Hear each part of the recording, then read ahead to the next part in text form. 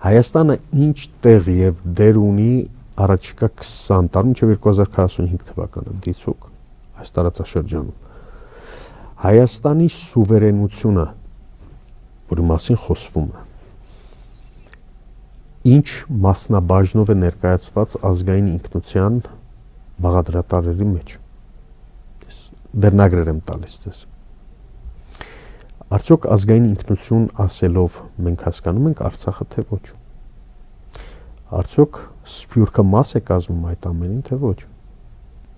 Մենք Սփյուռքին ինչ նարատիվ պիտի տանք։ Հայաստան ունի որևէ պատասխանատվություն իր զավակների նկատմամբ, արտասահման թե բացառապես իր քաղաքացիների։